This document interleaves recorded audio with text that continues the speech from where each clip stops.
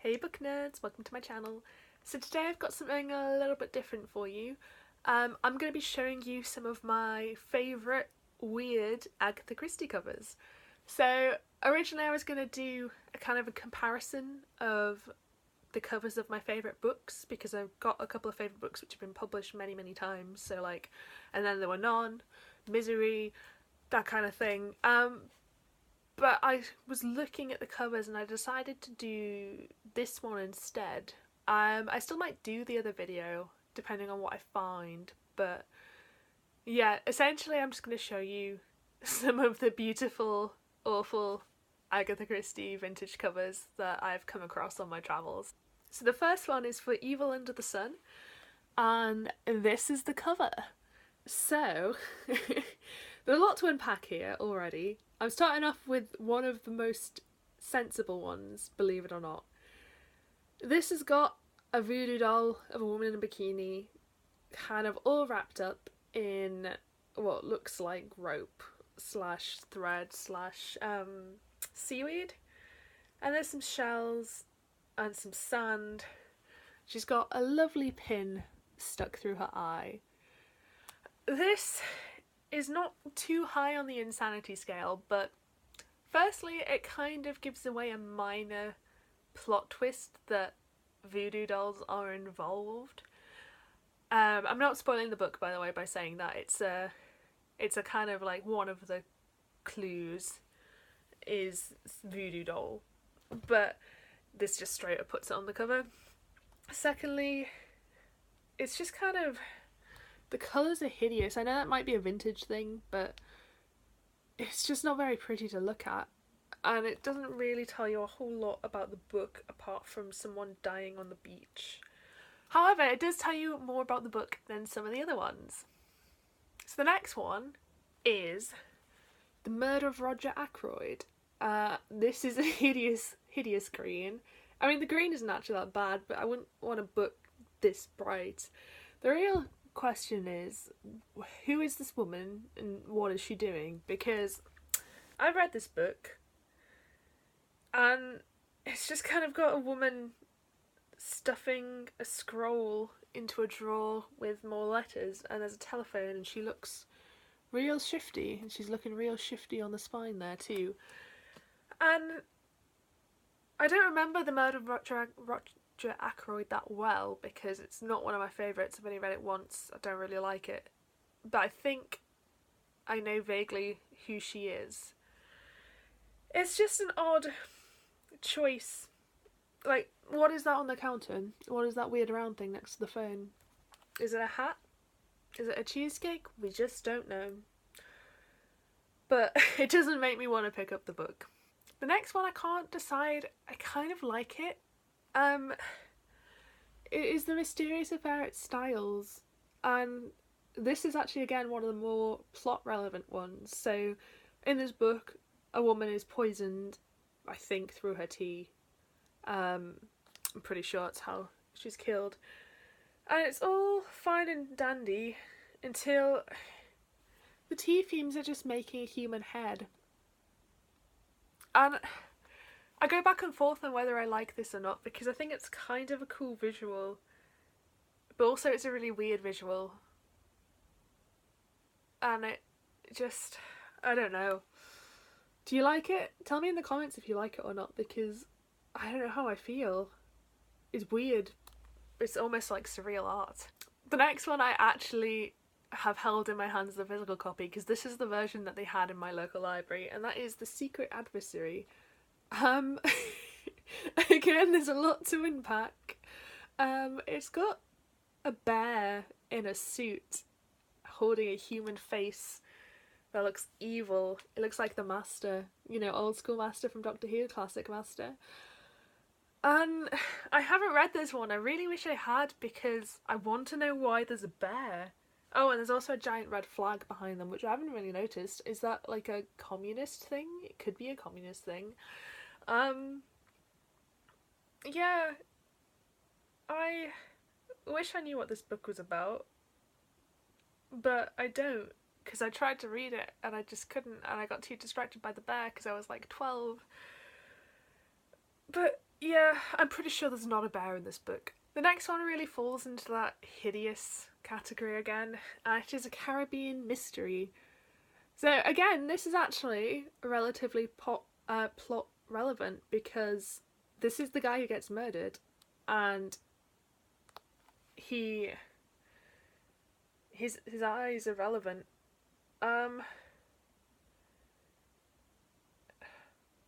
Again, it sort of spoils it though. I don't know if it spoil it if you didn't know what this book was about, but if you've read it and you know the solution, it's all there. It's all there on the cover.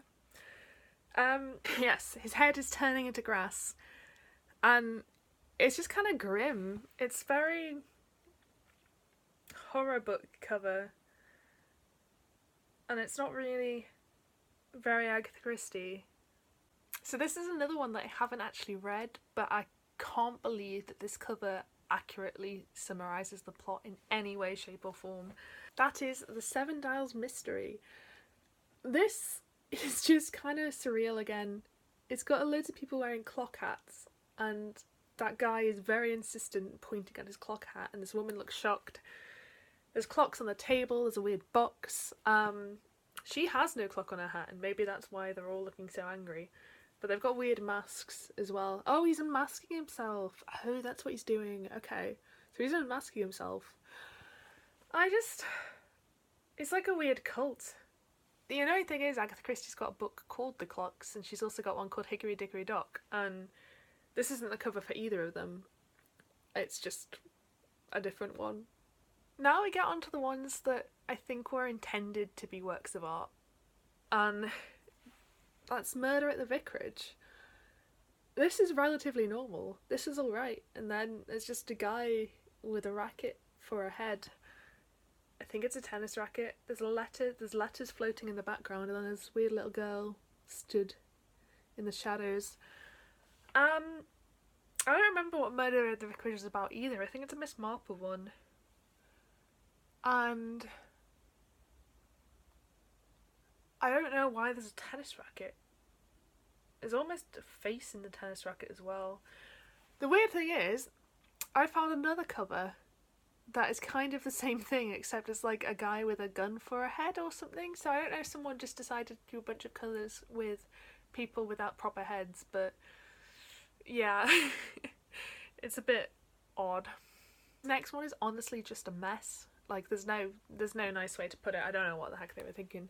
That is Taken by the Flood. I'm gonna hold this here for a long time because there's a lot for you to look at, and not really any of it is relevant particularly.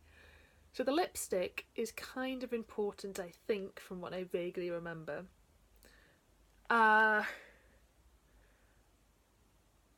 think there's a war scene, which again is kind of important. There's a bomb, an explosion happens in the story, and that's kind of relevant.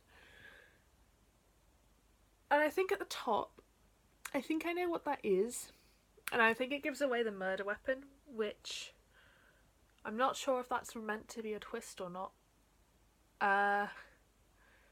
Yeah, a lot of these book covers, you kind of either get the impression that they didn't read the book, or they read it and they forgot that mysteries are meant to have a mystery element. But yeah, I really hate this cover. I don't even know why you do this. It's just awful. There's too much going on. And the final one is, again, just... it's Sleeping Murder. So we have a corpse. A discoloured corpse. She is blue. A weird blue, just like that guy on A Caribbean Mystery was a weird green. And she's vomiting rainbows. Her eye is sparkling. And she has knitting needles in a ball of yarn resting on her face. I've read Sleeping Murder quite a few times. It's one of my favourite Miss Marples.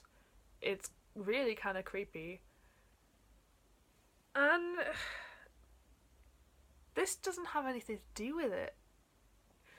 Sleeping Murder is about a woman who moves into a house and she decides she wants to redecorate. She starts redecorating and she realises that she knows the house. Like, she wants this particular wallpaper. When they peel off the old wallpaper, the wallpaper she wanted is underneath. Like, that's a creepy premise.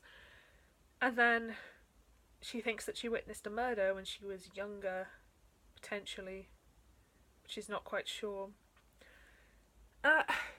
Is the knitting wool meant to be Miss Marple? Because she's a good person, and she's just got knitting needles resting on this poor dead person's face. So yeah, those are all the vintage Agatha Christie covers that I want to talk about right now. I hope you enjoyed this video. I know it's a little bit of a different video. I'm not sure how well it's going to translate to video format. But yeah, I might do a follow-up one, like I said, for different book covers. I might try and find more Agatha Christie vintage ones because it looks like there's hundreds of them. This is from like a 5-minute search on the internet. I found all these, so I can almost definitely find weirder ones if I'm trying to look for them. Let me know which of these is your favourite, and which one you think is the most insane. Thank you so much for watching. I hope you enjoyed this video. If you did, please give me a thumbs up. It helps me out massively, and I hope to see you next time.